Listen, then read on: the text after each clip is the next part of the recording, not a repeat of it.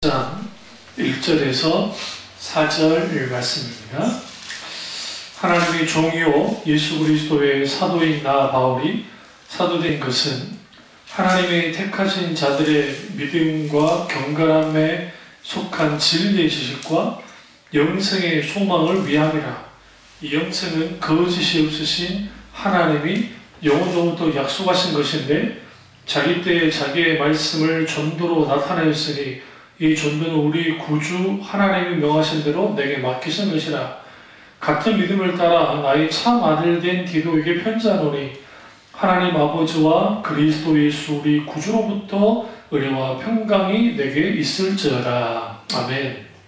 말씀 제목은 사도 바울의 믿음을 계승하라 라는 말씀입니다. 사도 바울의 믿음을 계승하라 라는 말씀입니다. 디도서는 사도 바울이 그 영적인 아들이라고 할 수 있는 디도에게 보낸 편지입니다.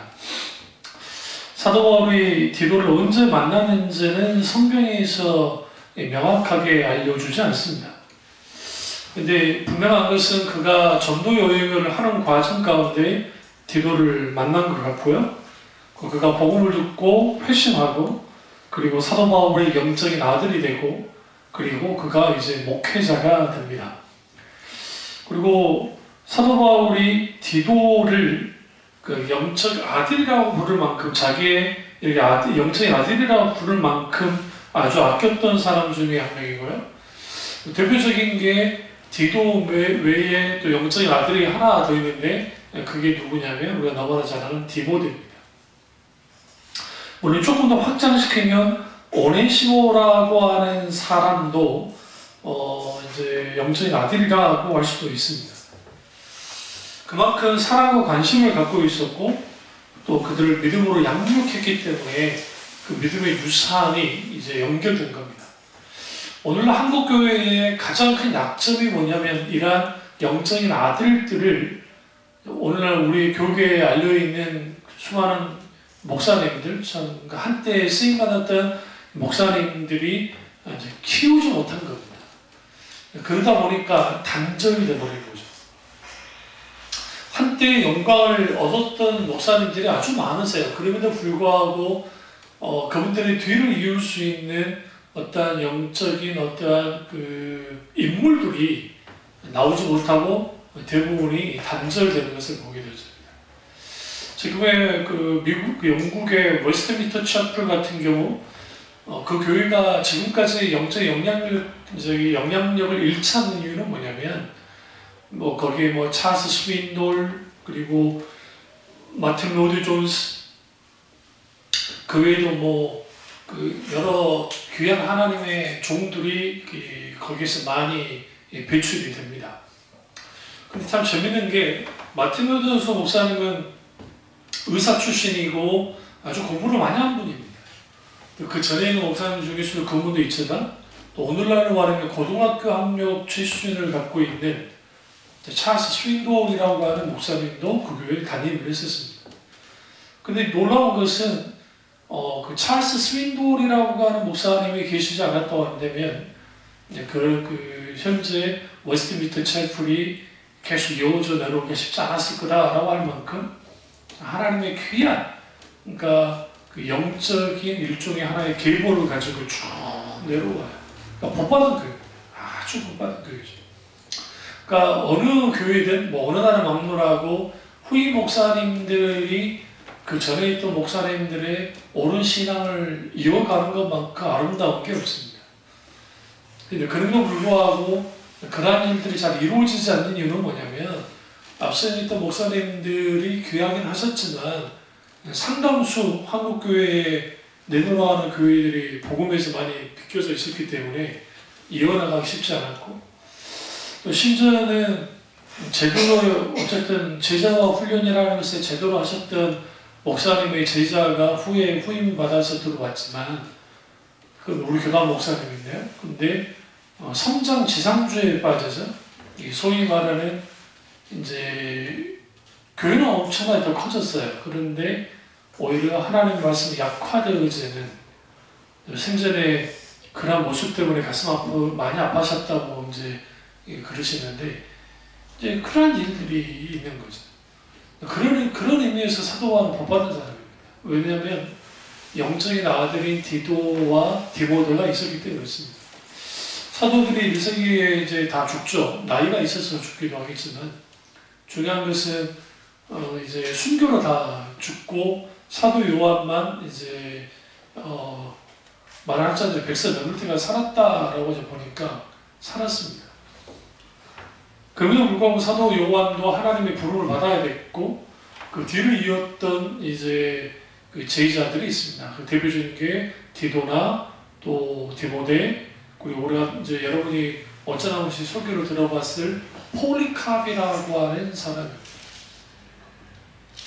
그래서 그런 사람들이 신앙의 유산을 쭉 이어가고 또 그 이후에 제자들이 나오는데 여러분들 이제 생소하죠. 성경 인물이 아니기 때문에 뭐 거기에 그 클레멘트 또 저스틴, 유스틴이라는 표현을 쓰는데 유스틴 그리고 삼일체로를 주장했던 터툴리아누스 같은 이런 분들이 굉장히 많습니다. 아주 많죠. 또 좀 더 뒤로 내려가면 유세비우스라든지 또 기타 등등 뭐 좀 더 가면 아우구스티누스까지 어거스틴까지 이 신앙의 유산이 계속 계승되는 거예요.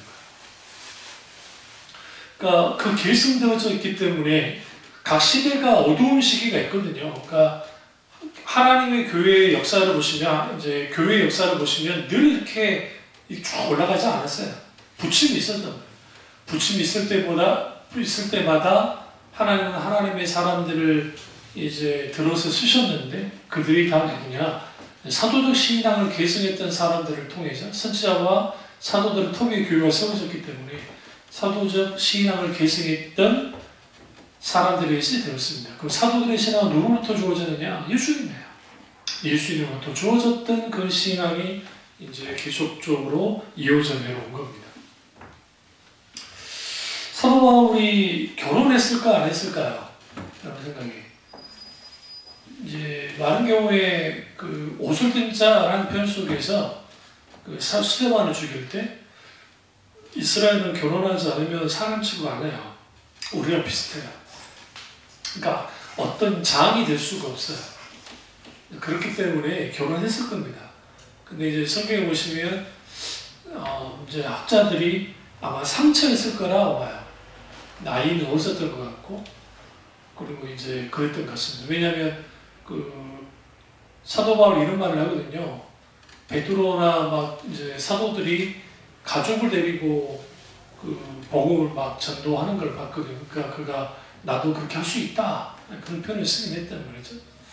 근데 분명한 것은 어쩐지 모르겠죠. 어쨌든 육신적인 아들이 있었다 어쩌다는 걸 알 수가 없어요. 일단은요. 그럼에도 불구하고 영적인 아들은 분명하게 있었습니다. 좀 더 확대시키면 그의 아주 귀한 그 동료이자 또 평신도 사역자들이 아주 많습니다. 사실. 그러니까 사도 바울 옆에는 그런 사람들이 아주 많았고 그래서 브리스길라와 아굴라 같은 사람들은 사도 바울을 위해서 죽기를 갖고 있다라는 만큼 어떻게 보면 광신 같죠.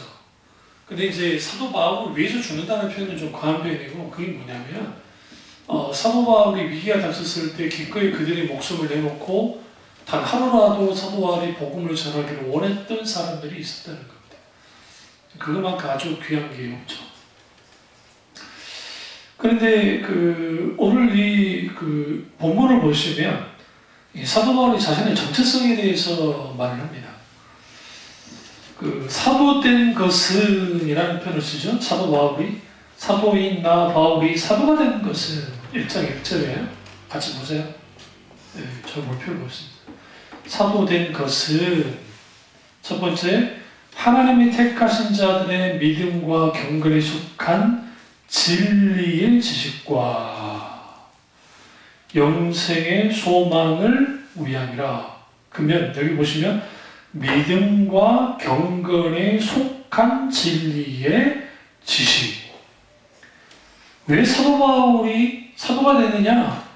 하나님의 택하신 자들의 믿음과 경각에 속한 진리의 지식을 그들에게 주기 위함이라는 거예요. 또 하나는 영생의 소망을 위함이다. 내가 그들의 영생의 소망을 주기 위해서 사도되어졌다라고 말하는 거예요. 여기서 우리가 아셔야 되는 게, 우리가 사도 바울의 믿음을 계승하려면 사도 바울이 추구했던 게 뭐였느냐? 그가 추구했던 것은 다른 게 없어요. 진리의 지식과 영생의 소망입니다. 이것 없이는 그리스도인을 할 수 없기 때문에 전 세계를 거기에 맞춘 거예요.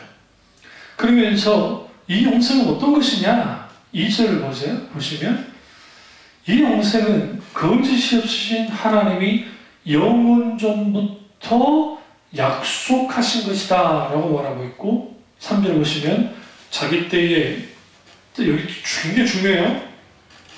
자기의 말씀을 첫 번째, 두 번째 전도로 나타내셨으니. 여러분 이게 무슨 말일까요?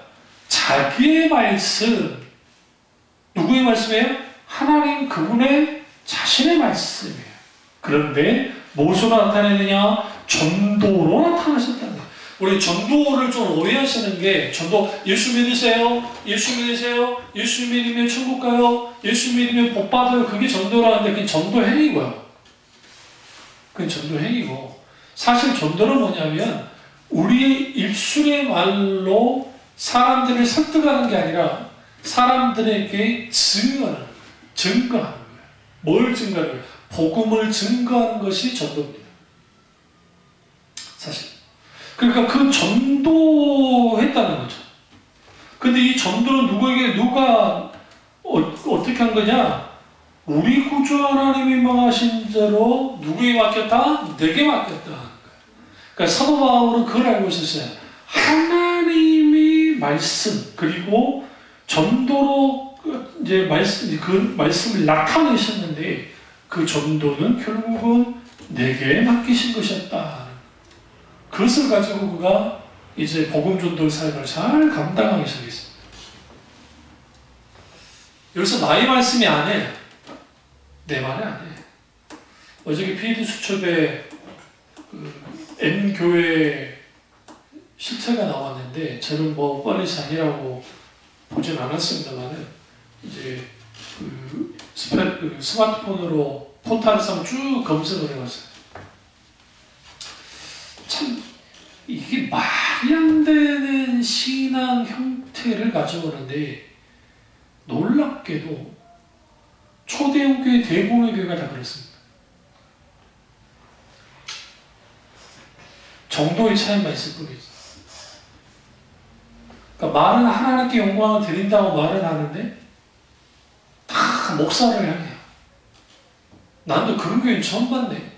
무슨 목사님 일대기와 관련된 뭐 기념관 같은 걸 지어놨다고요, 거기다가 애니메이션으로 일대기를 보여주고, 브로마이드 이렇게 크게 우리 연예인들 사진 있으면 그러니까 찍히는 거 있죠. 신문 크기로 만들어내.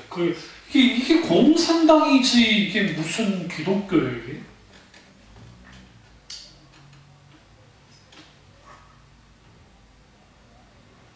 아주 시골틱하고 아주 구수한 인간미를 넘치는 설교에 속아서, 이런 말을 주저없이 하는 것은 놀라운 게, 자기 목사가 대통령급이라는, 대통령보다 더 낫다나? 그들은 그것을 신앙이라고 생각하는데 그것은 맹신이에요. 여러분, 사도 바울이 어떤 사람입니까? 역사상 사도 바울 같은 인물이 나오지 않았습니다. 솔직히. 뭐 아우구스티누스가 어쩌고, 뭐 거기에 스콜라 철학에 대단했던 토마스 아퀴나스라든지, 그 외에도 올까르메즈 내가 아주 좋아하니까 깔뱅이든 뭐 쯔빙글리든 루터든, 이후에 뭐 멜랑이톰, 그 외에 게라슨 같은 존 오웨인이든 여러 목사님들과 목회자에 나왔지만 사도 바울에게 비해서는 비교조차 할 수 없어요.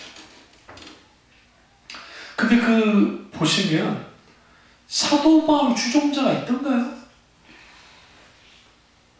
있었어요. 가보겠습니다. 고린도전서 3장을 합니다.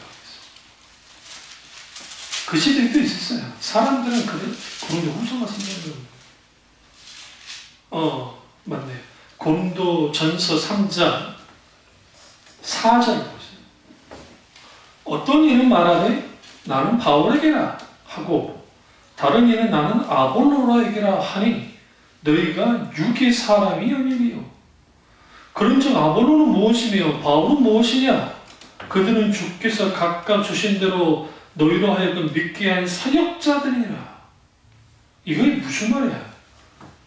지금 고린도 교인들 가운데 파벌이 생겼는데 한쪽은 바울파가 있고 한쪽은 아볼로파가 있었다는 거예요. 이게 상대적이에요. 인간의 본성이에요. 본성.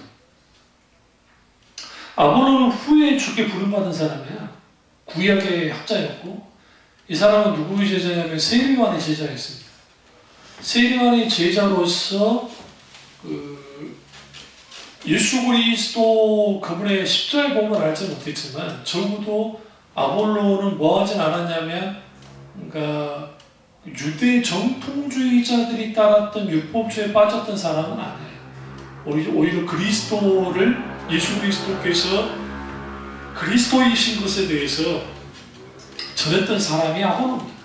이후에 사도 바울의 제자들 혹은 사도 바울에게 가르침을 받았던 이제 브리스길라와 아굴라 같은 그런 사람들이 가서 복음을 전했고 그게 성령을 받고 난 다음에 그리고 복음의 말씀을 십자가 복음을 그리스도의 복음을 듣고 난 다음에 완전히 바뀌어지고 초대교회 아주 유명한 사람입니다. 이 사람은 구약이 정통한 사람이기 때문에 또 가르치는데 능통했던 사람이기 때문에 다른 사람들이 많았어요. 근데 사도 바울이 뭐라고 합니까?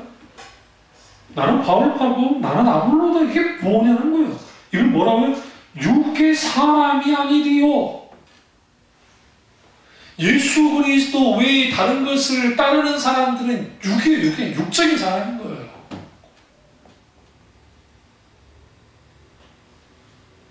그 김아무개 목사님이 그렇게 잘났습니까? 사도 바울보다 잘났나요? 사도 바울 이렇게 말하잖아요. 나는 주님 앞에 아무것도 아니래요. 그분이 설교마다 말끝마다 나는 아무것도 아닙니다. 아무것도 아닙니다. 나 같은 죄인이. 근데 그분의 삶이나 행동이나 보세요. 아니에요. 아니 담임 목사가 사택에서 출발한 것을 어떻게 알아가지고 담임 목사님 사택에서 출발하셨습니다. 연락이 탁 온대. 툭탁탁 와가지고 딱 도착하면 주점 그 목사 주차에 딱 하고 가방이고 뭐가 다 들어주고 들어가는 거예요. 근데 사모라는 사람도 그렇게 딱 오면 그 가방 뭐 그렇게 무겁다고 수행 비서 같은 사람이 그걸 들고 들어가는 거예요. 그게 그 교회만이 그럴까요? 여러분 사모도 급수가 있고 목사도 급수가 있어요. 저같이 작은 교회 목사들은 그것도 못 내요. 예전에 제가 우리 노예에 한번 갔다가 조금 이제 저보다 한참 후에 들어왔고 나보다 후배예요. 우리 노예에서 좀 문제를 많이 일으키는 목사 사모인데 노예에서 그 목사가 좀 문제를 많이 일으켜요. 완전 정치적이고. 이제 식사를 했는데 내가 좀 빨리 갔어요. 그러니까 목소리 나와봐요. 그 사모가 이 좀 들어봐요. 내가 거기서 불같이 화를 내다가 살았다. 지 남편이 저보다 한참 후배예요. 나이는 나보다 많아요. 분명히. 나보다 나이는 많지만 제가 한참 선배예요. 선배.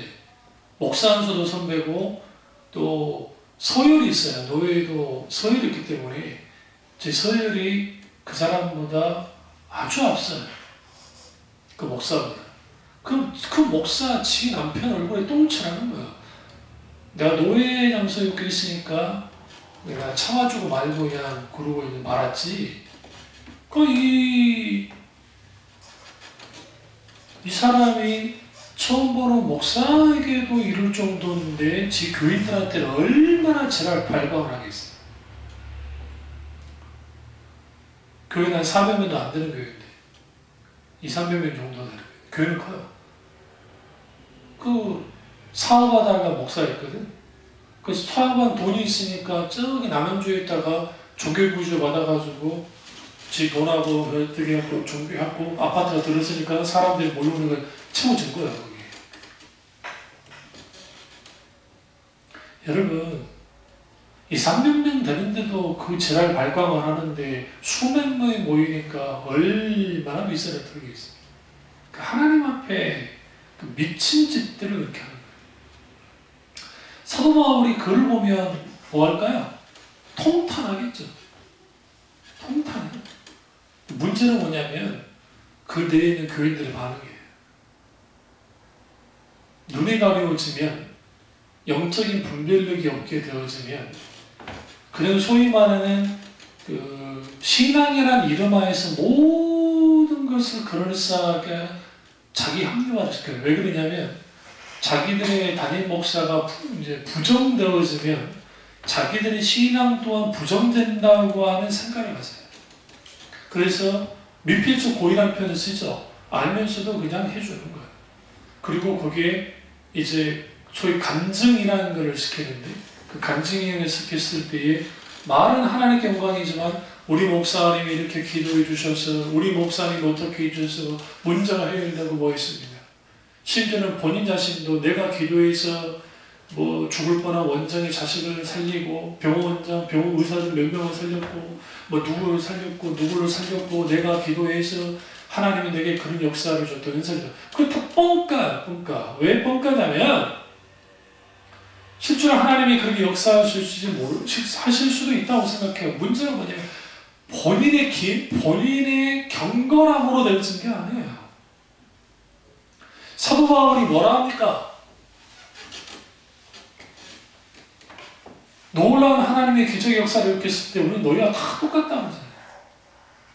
사도 베드로가 뭐라 합니까? 미문에 앉아있던 안진뱅이를 살리고 난 다음에 했던 말이 있습니다. 일어나게 한 다음에 가보시죠. 사도행전 5장 나오겠습니다.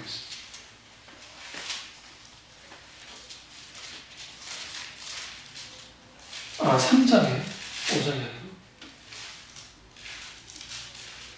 12절 베드로가 이것을 보고 백성에게 말하되 이스라엘 사람들아 이 일을 왜 놀랍게 여기느냐 우리 개인의 권능과 경고도로 이 사람을 걷게 한 것처럼 왜 우리를 주목하느냐. 어떤 성령의 강력한 역사가 나타나도 이건 개인의 권능과 개인의 경고도로 된 게 아니에요. 아주 이상한 기독교가 된 거예요. 그 원족교인 분들이 있어요. 아직도 강단에 쓰시는 분도 계세요. 그리고 돌아가신 분도 계시고. 그럼 그분들이 남긴 아주 좋은 유산도 분명히 있어요. 그 부인하지 않습니다. 근데 그분들이 남긴 아주 좋지 못한 소위 말하는 유산들이 뿌리 깊게 들어와 있는 거예요. 이 부교육자 녀석들이 대교회, 큰 교회 부교육자 녀석들이 실험방자예요. 노예에 와도 막 좀 이 녀석들이 그 믿음 있고 그러거든요. 그래서 저 같은 작은 교회 목사들 좀 깔보는 경향이 있어요. 근데 그 녀석들이 언제 코가 탁 깨지냐면 나이 마음 넘어서 이제 더 이상 교회가 받아주지 않고 나와서 개척을 해봤을 때 그때 이제 깨지는 거예요. 아, 그게 아니었구나. 그나마 좀 잘 풀려서 받은데 뭐 부인감은 괜찮은데 요즘 부인감도 쉽지 않고 저희들이 목회하면은 막 당장 100명, 200명, 뭐 1000명 그렇게 모을 줄 알고 착각들을 해요. 막상 현실에 부딪히면 그게 아닌 거죠. 그 무엇을 보고 배워야 되냐면 그 담임 목사의 그 신앙관과 그다음 목회관 지금 스승으로서 도제되어져서 계승되어야 되는데 일종의 목회 방법론만 가지고 나가는 거예요. 그러니까 우리 교단 목사 중에 그 분당에 있는 이 암흑의 교회가 있는데 그 부모 목사들이 이제 그 지방에 좀 큰 교회를 부임을 가서 거기서 문제를 엄청 일으키는 거야. 문제. 말도 안 되는 문제들 그렇게. 아주 막말하고 아주 그냥 선배 목사님들 바로 인사도 안 하고 아주 시건방지인 녀석들. 제가 녀석들을 할 수 있어요. 내가 그 녀석들보다 나이가 많으니까. 내가 선배고 그 녀석들. 그러니까 그런 녀석들이 있어요. 그 담임 목사는 저랑 나이 차가 별로 나지 않기 때문에. 그럼 왜 그런 일들이 벌어지느냐? 방법 없는 배워서 그렇게 한단 말이죠. 가져가야 될 것은 사도들의 신앙, 특별히 사도 바울의 신앙을 계승해야 돼요. 말은 뭐 사도적 뭐 저기 그 뭐 신본주의 신앙이 어쩌고저쩌고 무슨 신앙이 어쩌고저쩌고 하는데 그런 속에서 실제로 어떤 신앙이 계승되어지고 가냐 말이에요. 목사 하나가 스타가 돼가지고 그 목사가 완전히 영웅이 되는 거예요.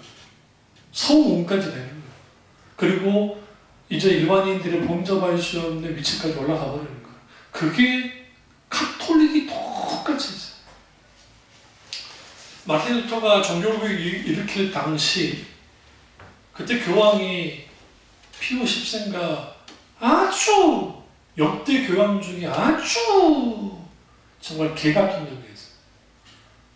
그놈이 그만둘 때 그냥 그만둔 게 아니라 지 사생활을 또 교황으로 세웠어요. 그러니까 누구나 몰래 나가가지고 교황 그놈이 교황을 시켰어. 왜? 자기가 너무 좋잖아. 교황을 시킨 거야. 오늘날 그런 일들이 한국 교회 안에 공공연하게 일어나고 있어요. 만약에 교인들이 영적으로 깨어있고 신앙의 본질 가운데 있었다 한다면 아마 강하게 저항했을 겁니다. 강하게 저항해서 목사님을 위해서라도 교회를 위해서라도 강력하게 막았을 겁니다. 근데 그럴 수 없어요. 왜 그러냐면 잘 길들여진 뭐로 만들어놨어요? 소위 말하는 생각 없는 양들을 만들어놨다고. 보지도 보지 못하고 눈으로 보지 못하고 들어도 듣지 못하고 도무지 깨달아 알지 못한 문외아들을 만드는 거예요. 영적으로. 왜요? 소위 솜사탕 복음에 길들여지고 소위 말하는 값싼 구원, 값싼 은혜, 그러니까 말 그대로 그런 말씀에 그 말씀도 아니죠. 그런 잡소리들에 의해서 이제 양육되다 보니까 수준이 똑같은 거예요. 그런데 교회가 좀 소위 숫자로 성장하려면 소문이 나야 되는 거죠.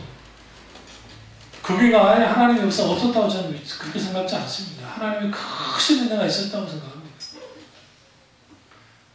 그것을 어떻게 만들어내느냐? 이제 소위 말하는 그 인간들이 요즘에 뭐 랜드마크라는 표현을 쓰는지 인간이 소위 말하는 랜드마크들을 만드는 거예요. 건물들, 숫자를. 결국은 끝장이 나요.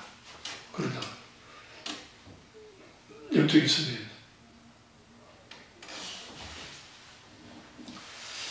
우리가 주목해야 될 것은 사도 바울이 디모데를 향해서 믿음과 신앙의 계승에 대해서 가르치려고 할 때 사도 바울이 뭐라고 하냐? 너는 누구를 본받아야 되느냐? 나를 본받아라고 말합니다. 그래서 본문으로 다시 돌아가면 내 아들 디도에게 이제 이렇게 말한다 하면서 쭉 말합니다. 이걸 좀 설명을 이렇게 설명해 주세요. 내 아들 디도야, 내 모습 본받고 나 같은 사람이 되라. 그리고 나와 같이 사람들을 세우는 일을 네가 감당해야 된다라는 거예요. 이걸 디도에게 갖고 있는 거예요. 여기서 재미있는 게 어떻게 해서 그러면 디도가 사도 바울의 믿음을 계승인 줄 알 수 있냐? 4절을 보세요. 같은 믿음을 따라가요. 여러분 믿음이 같아야 됩니다. 그러면 이 믿음은 사도 바울의 믿음은 누구의 믿음이에요? 예수님의 믿음이에요. have to got이라고 하는 그 하나님의 믿음을 가지라고 예수님 말하죠. 그때 제가 뭐라 했어요? 헬라 원전에 하나님의 믿음을 가져라 할 때 그것은 하나님의 믿음을 소유하라라고 해석된다 했어요. 우리가 가져야 될 믿음은 하나님이 주신 믿음을 가져야 돼요. 자기가 만들어낸 믿음이 아니에요. 자기 환상에 빠진 믿음이 아니에요. 자기가 신격화되는 믿음이 아니에요.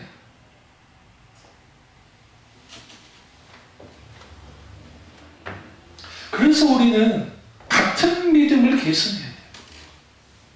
좀 더 올라가면 아브라함과 이삭과 야곱의 믿음을 계승해야 되고, 좀 더 내려가면 우리가 너무나 사랑하는 모세와 다윗의 믿음을 계승해야 되고, 좀 더 내려가면 선지자들의 믿음을 계승해야 되고, 그리고 저 내려가면 예수님과 사도들의 믿음을 계승해 나가요.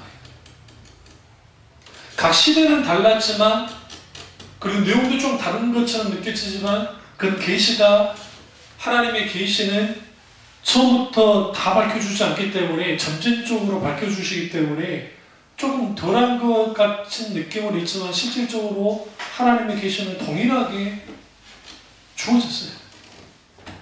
그리고 그 믿음이 계승되어졌어요. 그 믿음이 계승되어질 때에 그 시대의 빛을 깔아간다. 이게 아주 중요합니다. 그러니까 여러분, 이런 게 방송에 한번 탁 나와버리면 교회 것들은 똑같다는 거예요. 똑같다는 거예요. 이런 말을 그 어떤 교수님이, 신학대학 교수님이 하신 적이 있어요. 분명히 이 사람이 그 아주 많이 서울대를 나오고 법조계, 그러니까 뭐 검사 출신, 판사 출신이고 의사고 아주 지성인들인데 교회 안에만 들어가면 애가 다 보인다는 거예요.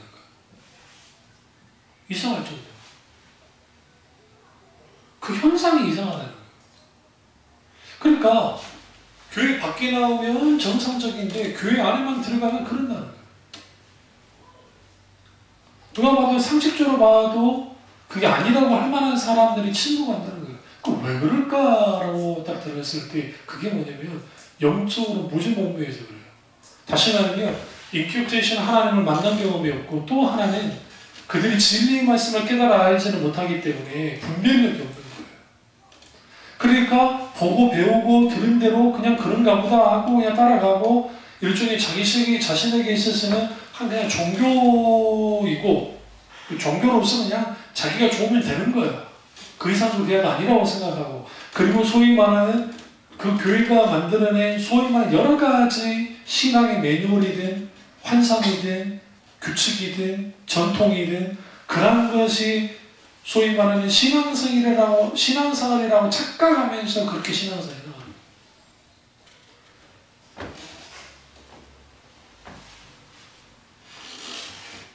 말도 안 되는 일들이 벌어져요. 근데 이 모습을 누구에게 볼 수 있어요? 이저르기한테도 보이고, 이저르기 모습이라고 하면 뭐가 달라요? 정명석이나 뭐가 달라요? 그들의 교리만 다를 뿐이지.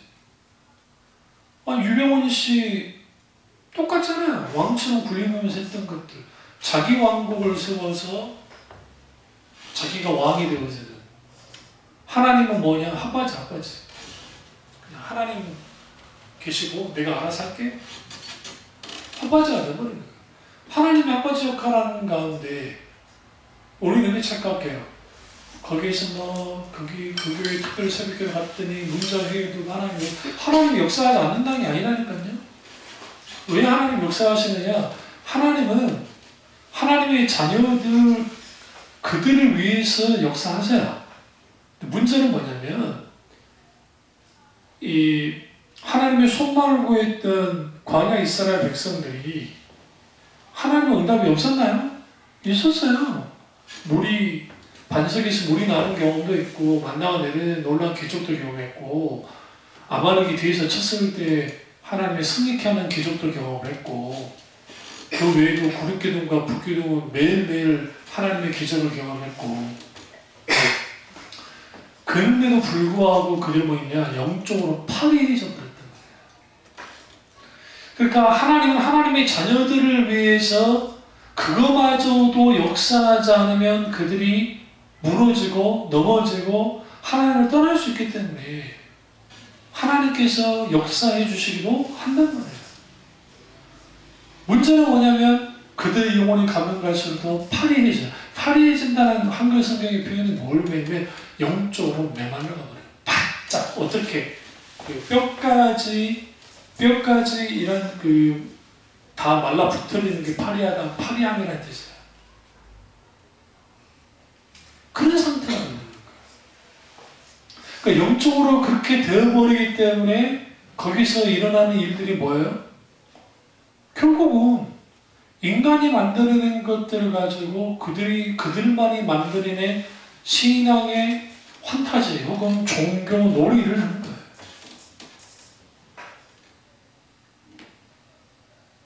그럼 그 사람이 구원받았습니까? 안 받았습니까? 그건 잘 몰라요. 적어도 이 말은 해줄 수 있어요. 하나님 나라에 가서 받을 상급은 이미 이 땅에 다 받아버렸기 때문에 상급은 없어요. 그런 사람에게. 분명히 말씀드리죠. 이 땅에서 하나님께서 가장 싫어하는 게 뭐냐면 하나님의 영광을 훔치는 것. 모세가 하나님의 영광을 가렸어요. 가는 일이 벌어졌어요. 그게 뭐예요? 반석에서 물을 낼 때에 하나님이 분노했던 이유가 뭘까요? 여러분 말로 해서 물을 내는 거나 아니 반석 좀 때렸으니 뭐 그렇게 좀 화낼 필요가 있어요. 근데 하나님께서 막 불같이 화내십니다. 왜? 하나님의 이름을 하나님의 영광을 가려버렸어요. 마치 모세 자신이 반석에서 물을 내는 것처럼 행동했다고요. 극한 분노 속에서. 하나님이 뒤로 밀려났어요. 어떤 목사가 아주 목회를 잘하는 목사냐면 초신자이거나 이제 예수 믿을 때는 목사님이 보이는 게 당연한 거예요. 그리고 목사님 보고 신앙생활을 해요. 그러나 시간이 지나면 지날수록 목사는 온당함도 없고 오직 예수 그리스도만 드러나요. 그리고 하나님 보고 어떻게 해요? 신앙생활을 잘하도록 만들어주는 목사가 어떤 사람이냐? 아주 목회를 잘하는 사람이에요. 아주 목회. 과거 세계에서 제일 큰 교회 목사님이 한참 활동하실 때 그 교회 교인들이 뭐라 합니까? 자기 교회 목사님 외에는 다 목사도 아닌 것처럼 여겼다고요. 자기 교회 목사님만이 참 목사고 나머지는 다 하팔이다라고 그렇게 얘기해요.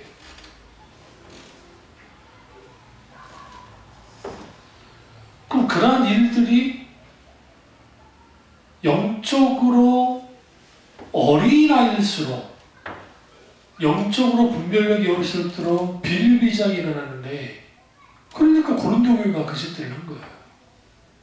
고린도 교회 교인들이 아볼론의 누구네? 바울이네. 고린도 후서가 뭐죠? 고린도 후서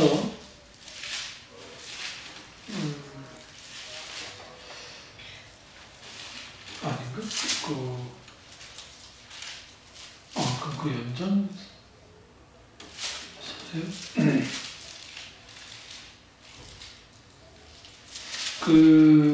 이제 이것뿐만 아니라 이제 그 고린도 교회에서 가장 큰 폐단이 뭐였냐면 그 그리스도파, 게바파, 바울파 막 그런 파로 이제 이들이 나눠지는 거예요. 그러니까 왜 이런 일들이 벌어졌냐면 제가 다음에 찾아서 말씀드릴게요. 왜 이런 일이 벌어지냐면 이 영적으로 분별력이 없을수록 나타나는 현상을 추구해요. 영적인 어린아이들에게서 특징이 그거예요. 누가 무슨 기적이 일어났대, 무슨 역사가 나타났대 하면 그게 막 따라가는 거예요, 사람들.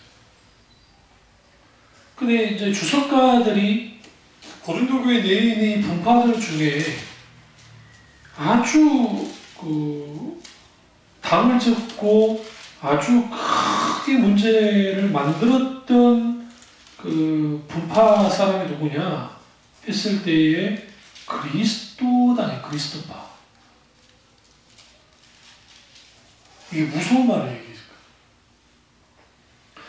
우리가 믿는 예수 그리스도라 할지라도 자기 당을 짓는 식의 그리스도를 추구하잖아요. 그러면 예수님이, 그러니까 소위 그리스도를 쫓는 사람들이 아니에요, 사실은.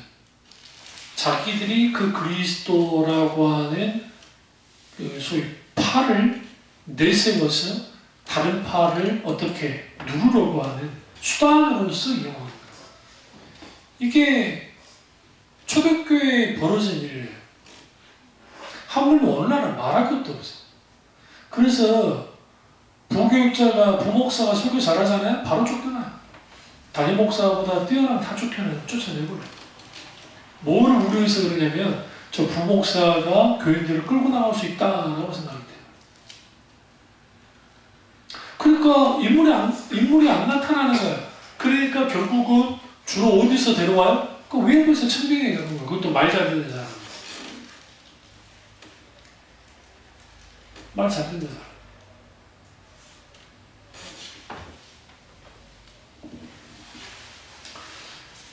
그래서 우리는 그 사도 바울의 믿음을 계승한다면 우리는 결코 역적으로 타락했던 시대에 교황들이 했던 짓이든 오늘날에 문제되는 교회들이 했던 그런 짓이든 그 짓은 하진 않죠. 우리가 그 위치에 가지 않았으니까 모른다. 그럴 수는 있어요. 그런데 분명한 것은 뭐냐면 하나님과의 관계, 인격적인 하나님과의 관계 속에서 실제로 진리의 말씀을 깨달았다면 그러진 않거든요. 정말 그러진 않거든요. 그럼 사도 바울은 어떤 믿음을 계승해야 될까요? 첫째, 믿음과 경건함을 본받아야 돼요. 사도 바울은 가장 초대교회에 영향력을 끼쳤던 인물입니다. 근데 그는 하나님 믿음은 말할 것도 없고 그 경건함은 특출했습니다. 우리와 달라서가 아니라 그가 인격적인 하나님과의 관계 속에 있었고 무엇보다 그가 하나님의 은혜 가운데 있었기 때문에 가능했습니다.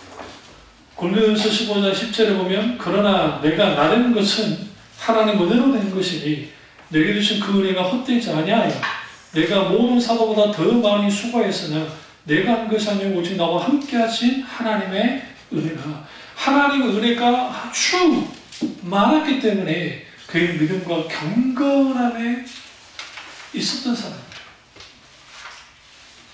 결국은 그의 믿음과 경건은 그의 노력으로 만들어진 건 아니에요. 하나님의 은혜를 허락해 주신 거예요. 그렇다고 해서 저는 노력하지 않냐? 그건 아니에요. 하나님의 은혜가 있을 때에 그 강권하심의 역사 가운데 사도 바울이 기꺼이 어떻게 했어요? 따랐어요. 그 따랐을 때 그 속에서 그의 경건과 뭐가 생겼어요? 놀라운 하나님의 그 믿음이 그에게 주어진 거예요. 그래서 사도 바울이 이 부분에 있어서 디도에게 너는 믿음과 경건을 본받아라 말하는 것이고, 두 번째는 진리의 지식을 본받고 계승해야 돼요. 이 진리의 지식이라는 게 뭘까요? 지식하면 우리는 떠오르는 게 정보, 그냥 달달달 외워서 아는 어떤 기억력 아니면 그런 거 정도라서 그건 아니고, 여러분 이제 성경을 읽으시다가 지식이라는 표현이나 지혜라는 표현이 구분하면 분명히 다르긴 한데, 이제 굳이 단어로 구분하면 다르긴 한데 사실상 이 두 가지 다 합해져 있어요. 그러니까 단순히 지식으로 아는 걸 말하는 게 아니에요. 여기서 진리의 지식을 경험하여 아는 거예요. 그리고 그 지식을 사용하는 거예요. 실제로. 그러니까 진리의 지식이 우리 가운데 있어야 돼요. 그러니까 그 N교회에 일어난 일들은 현상만 보면 안 돼요. 뭔지 아시죠? 유리 도덕적으로 잘못했다, 세상상은 다 알아요. 그럼 그렇게 되어졌던 그들의 배경이 뭐냐? 그분이 추가하는 신앙관이 그러잖아요, 신앙관이. 신보용주의 영향을 받았고, 신흥주의 영향을 받은 분이에요. 그리고 아주 지극히 감성적입니다. 여러분, 그분 설교를 들어보시면 편해져요. 그리고 어려울 게 하나도 없어요. 생각하지 않아도 다 알아들어요. 생각할 게 없어요. 그냥 알아들어요. 결국은 마지막 뭐로 가느냐? 못 받는 거로 가는 거예요. 못 받는 거죠. 그리고 거기서 열렬히 기도하고 내가 하나님께로부터 좋게 말하면 기도응답이고 좀 나쁘게 말하면 뭔가 얻어내면 되는 거예요. 거기에 무슨 진리가 어떻고 거기에 하나님의 기준이 어떻고 하나님의 다름질이 어떻고 영적인 기념비가 무엇이며 십자가의 복음이 무엇이고 셀프 디나이어 자기를 분해서 십자가를 지는 게 무엇인지 하나님께 항복하는 게 무엇인지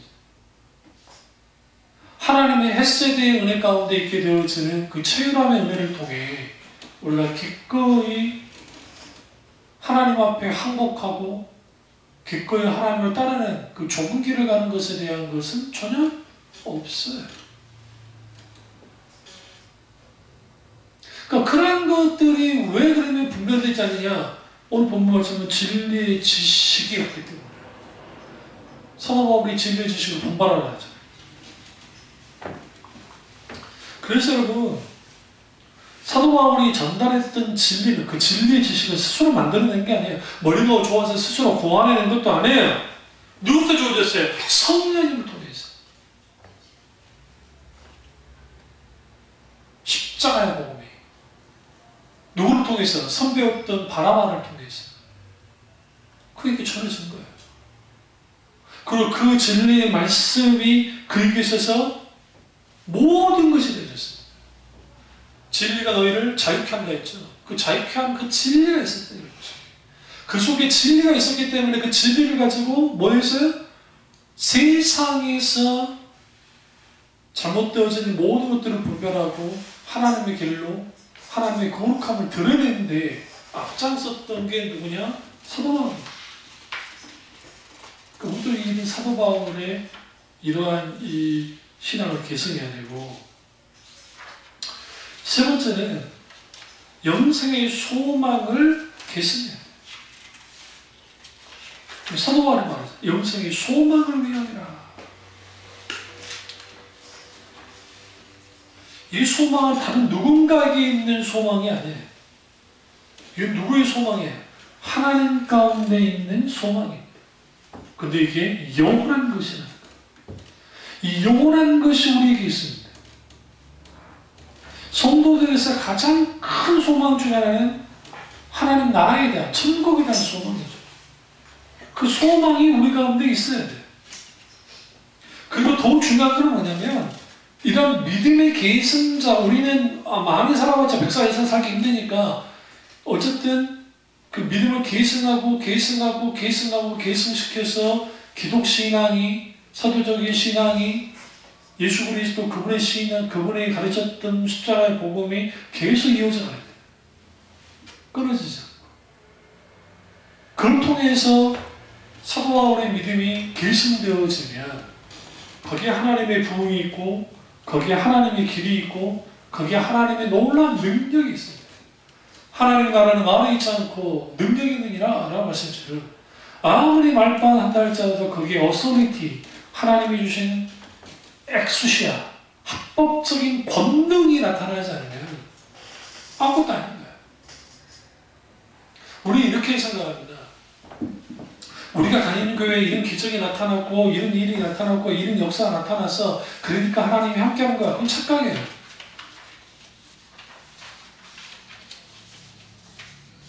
열매를 봐야 돼요. 열매를 봐야 돼요. 열매를. 어떤 기적이 일어나는 것도 중요한데 더 중요한 것은 그들이 그 이후에 어떤 열매를 맺었냐는 거예요. 하나님께 영광이 되어졌느냐 아니면 어떤 거냐. 예수님께서 공생에 사역하실 때 기적을 일으키시죠. 그때 침문 명령을 시켰던 이유가 뭘까요? 너 이 말 너가 하지 마. 하지 말라고 더 하죠. 우리는 그 생각합니다. 아, 그 사람 좋은 일 한 거 아니에요. 그 시대의 사람들이 예수님을 뭘 보고 따르게 만들었냐면 현상이에요. 기적이에요. 기적. 예수님이 원하는 것은 기적이나 현상 따라오기를 원치 않았어요. 예수님이 원하는 것은 예수님 그분 자신, 하나님께로부터 주어진 하나님 나라의 복음, 그것을 가지고 주님을 따르기 원하는 거예요.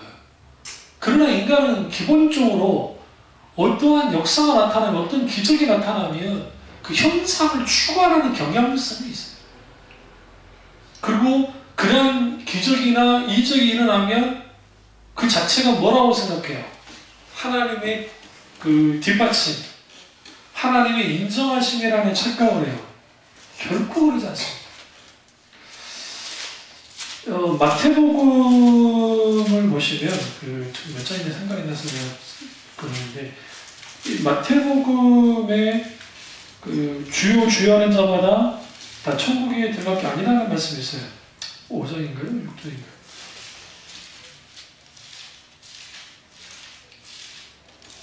예. 근데 주요 하는 자마다 다 천국에 들어갈 거 아니고 7장이네요. 7장 21절 나더러 주요 하는 자마다 다 천국에 들어갈 것이 아니요 다만 하늘에 계신 내 아버지의 뜻대로 행하는 자에 들어가리라. 그날에 많은 사람이 나더러 이르되 주여 우리가 주의 이름으로 선지자 노릇하며 주의 이름으로 귀신을 쫓아내며 주의 이름으로 많은 권능을 행하지 아니했나이까 하리니. 좀 이상하지 않으세요? 많은 권능이 일어났고 귀신을 쫓아내서 우리가 선지자 노릇했다고 하니까 가짜 노릇한 거 아니에요. 여러분 성경을 읽을 때 좀 조심해야 될 게 뭐냐면 그들은 선지자라고 생각했어요. 아니 자기들 스스로 내가 선지자 노릇했어요 그렇게 했어요? 예레미야 시대의 가짜 선지자들이, 거짓 선지자들이 나 거짓 선지자야 그랬나요? 예레미야 시대의 거짓 선지자 누구였어요? 예레미야였어요. 그 시대의 사람들이나 가짜 선지자들이 심지어 왕이 이르기까지 그 시대의 가짜 선지자는 누구요? 예레미야가 가짜 선지자였더라고요. 성경에 거짓 선지자라는 표현을 써놓으니까 그 사람이 거짓 선지자일 거야. 아니요. 그 당시 사람들은 그들을 거짓 선지자를 여기지 않았어요. 저는 성공하는 소위 말하는 선지자예요. 잘 나가는 선지자, 유명한 선지자들이었어요. 근데 결국은 그들이 열매를 통해서 뭘 알았으면 그들이 거짓인 걸 알았잖아요. 그러니까 왜 그러면 하나님이 이렇게 기적을 일으키느냐? 그 이유가 있어요. 제가 어렸을 때 어떤 친밀교 목사님의 부흥회 때 설교하실 때 제가 아주 충격을 받았던 게 그거였어요. 하나님이 쓰시는 사람이 두 종류의 사람이 있는데 한 사람은 사용하는 사람이 있고 한 사람은 이용하는 사람이 있다는 거예요. 뭔 소리 하시나 했더니 이 말씀하는 거예요. 하나님이 사람을 사용할 때 모세의 지팡이처럼 사용하는 사람들은 결코 하나님이 버리지 않는다는 거예요. 그런데 길에 흔히 볼 수 있는 막대기 있잖아요. 그 막대기를 딱 가져가지고 똥물을 막 휘젓고 그 다음에 소위 말하는 오므리 천지인 냇가 같은데 막 휘젓는데 이 막대기를 이용하는 거예요. 예? 그럼 다 되면 버려버린다는 거예요. 그게 누구냐? 하나님께 사용받은 사람은 다윗이고 하나님께 이용당한 사람은 뭐냐? 사울이었다는 거예요. 하나님이 그 사람을 이용한다는 게 나쁜 의미로 이용하는 건 아니에요. 하나님 분명히 사용하라고 했지만 그냥 하나님의 길에 떠나서 길에서 떠나서 어떻게 소위 선지자 노릇하고 소위 종 노릇한다고 하는 사람들이 되어졌을 때 하나님의 기꺼이 버려버렸다. 오히려 엄밀히 말해서 하나님이 버린 게 아니라 그들이 하나님을 버려버린 거예요. 그런 일들이 벌어지는 거죠. 마찬가지입니다. 아무리 이게 막 기적이 나타나고 막 놀라운 역사가 나타나고 한다 할지라도 그게 오직 하나님께만 영광이 되어지고 예수 그리스도만이 드러나고 모든 초점이 그리스도께 맞춰져 있지 않으면 어떤 것도 뭐예요? 잘못된 거야. 심지어는 성령님을 열광해도 잘못된 거야. 목사님 무슨 말하세요? 성령님을 영광해 뭐가 아니요. 진짜 성령님의 역사라고 한다면 성령님은 누굴 드러내요? 예수 그리스도를 드러내기 때문에 당연히 그리스도께 집중해요. 거기에 어떤 성령의 강력한 역사가 나타나도 성령님은 결국 누구를 드러내? 예수 그리스도를 드러내신. 그게 올바른 성령의 역사예요. 소위 막 으쌰으쌰하고 막 열심히 막 기도하고 막 하면서 성령이 불러 하면서 막 그게 막 열광의 도가니가 됐다 할지라도 스타 목사 하나 나와가지고 벽을 신고 흰 양복 입고 와가지고 퍽퍽 쓰러지게 하고 한다고 할지라도 예수 그리스도 그분을 중심하지 않고 또 하나는 그들의 열매가 하나님이 주신 열매가 아니라고 한다면 다 가짜예요. 소위 말하는 종교적인 생쇼들을 나오는 거예요. 사도 바울은 그러지 않았어요. 사도 바울은 철저하게 하늘의 소망을 가지고 진리의 지식이 있었고 믿음과 경건함을 통해서 그 전도의 사역으로서 잘 감당하셨어요. 그리고 사도 바울이 예수 그리스도보다 높아지지 않았다. 사도 바울이 그 엄청난 교회들을 개척했잖아요. 후에 오늘날로 말하면 대형교회라고 이룰 만큼의 교회들이 생겨났단 말이에요. 거기에 야 지금 나 몇 프로야? 내놔. 그러지 않았다. 그런 한 인간이 하나님이 주신 교회를 가지고 사역을 다 감당하는 다음에 순교의 피를 땅에 떨어뜨리고 뭐세요? 이름 없이 빛도 없이 어떻게 했어요? 사라져갔어요. 예수님의 12사도들 그렇게 다 사라져갔어요. 근데 그들의 신앙은 남았다. 그들의 이름이 남은 게 아니라 그들이 가지고 있던 신앙이 남았어요. 그 신앙은 뭐예요? 예수 그리스도 그분을 향한 신앙. 그 신앙이 우리 가운데 내려오는 거예요. 그러니까 우리 속에 예수 그리스도가 살아계시고 우리 속에 베드로가 살아있는 것이고 우리 속에 사도 바울이 살아있는 거예요. 그 신앙이 성경에서 말하는 기독신앙인 것이지 그게 아니고 개인 목사나 어떤 발견가적인 어떤 것들 시대를 잘 만나서 뭐가 잘 돼야 그렇게 해서 하는 일련의 모든 것들이 거기에 하나님 소리를 많이 하고 뭐 한다 할지라도 결국에는 열매는 뭐밖에 없어요. 인간이 만들어낸 잡다한 쓰레기들밖에 없잖아요. 인간이 높아지고. 여러분 새신자들을 교회 등록시킨다 한다고 영상 틀어주고 거기 이게 한국교회 현주죠. 김난주 목사님 교회 같은 경우에는 초신자가 오면 일단 목사님하고 이제 이야기하죠. 그리고 그 교회를 다니기를 작정이 있으면 그 사람이 뭐 다른 교회를 다녔든 어쨌든 상관없어요. 일단 무조건 교리반에 들어가야 돼요. 무조건. 초신자를 말하고도. 그리고 집중적으로 하나님의 말씀을 가르칩니다. 그리고 이전까지 신앙생활 했던 것들이 어떤 건지에 대해서 분명하게 알도록 해요. 거기서 못 견디면 나가는 거고. 그러니까 그러니까 그 교회는 무슨 교인들을 늘리는 데 관심이 없어요. 진짜 그리스도인들이 만들어져야 됩니다. 그리고 다 통과이 다 끝나는 그렇지 않아요.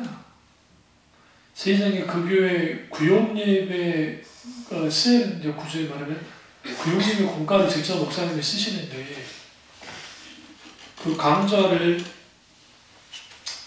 그 인터넷에 올려놨길래 쭉 들어봤어요. 웬만한 신학생들이 들을 만한 강좌를 하는 거예요. 물론 길게는 하지 않고 20분, 30분 정도 강좌를 딱 하고 그 다음에 계속 몇 주에간에 걸쳐서 쭉 한 15주나 20주 정도 쭉 가르치는 거예요. 하나님이 누구신가부터 시작해서 쭉 구원부터 시작해서 믿음이 무엇이고 성경이 무엇이며 어떤 것인지 후에는 개국주의 신을 보고 그 다음에 이제 이 시대의 사조 어떤 사조가 있어서 되어지는지를 목사님이 쭉 가르치는 거예요.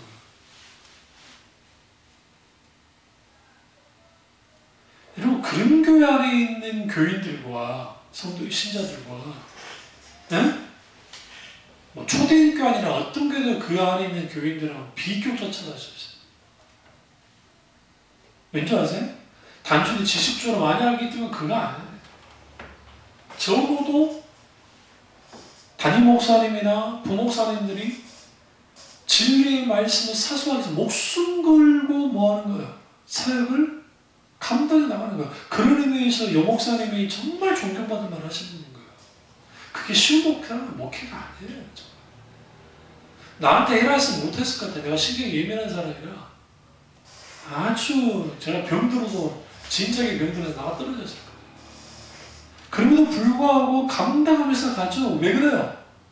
그게 옳기 때문이라 하지만 그게 하나님이 원하는 거니까. 그게 사도 바울이 갔던 길이고 그게 교무들이 갔던 길이고 그것이 영적으로 깨어있던 하나님의 사람들이 갔던 길이에요. 그것을 계승하여 나아갈 때에 하나님의 유업이 있는 것이고 그게 하나님의 길이 보이는 것이고 그게 하나님의 부흥이 있고 하나님의 놀라운 은혜와 역사가 있는 것이지 그게 아니라고 한다면 아무것도 아닙니다. 아무것도 아닙니다. 이 말씀을 끝내겠습니다. 우리 개혁교회 교회를 유럽에 있는 교회들을 가보면 아담하고 그렇게 아름답지 않습니다. 솔직히 여러분 실망할 정도예요. 물론 이제 그 유럽에 있는 성당들을 구경하지 않고 그냥 곧바로 개혁교회를 보면 한국 교회는 다 현대적인 거니까 현대화되어 있으니까 그래도 좀 그렇다라는 느낌을 갖겠지만 막상 성당 하나, 웬만한 크기의 성당 하나만 보면 아주 초라하겠잖아요. 비교가 안 돼요, 솔직히. 근데 왜 개혁교회 목사님들이 그렇게 교회를 지은 줄 아세요? 뭐 돈이 없어서? 아니에요. 그렇지 않아요. 그들이 추구한 분이 이 땅이 아니었어요. 그들이 추구하는 건물도 아니었고 그들이 추구하는 것은 철저하게 십자가에 넘어있어요. 하나님의 말씀. 그렇기 때문에 그들에게서 가장 중요한 것은 진리의 말씀이에요. 성령의 역사하시는 거. 그것만 있으면 어떤 장소라도 상관이 없는 거예요. 영적인 힘은 어디부터 왔어요? 그곳부터 왔어요. 그러나 교회가 진리로부터 벗어나게 됐을 때에 힘없이 유럽에 있는 개혁교회들이 다 무너져 버렸어요. 이게 오늘 한국교회도 일어나고 이 일이고. 그래서 우리에게 가장 다급한 현실이 필요한 게 뭐냐? 뭘 해요? 계승해야 돼요? 사도들의 신앙, 특별히 사도 바울의 신앙을 계승해야 돼요. 그 은혜가 저와 여러분 있기를 주님으로 축원합니다. 기도하겠습니다. 기도하실 때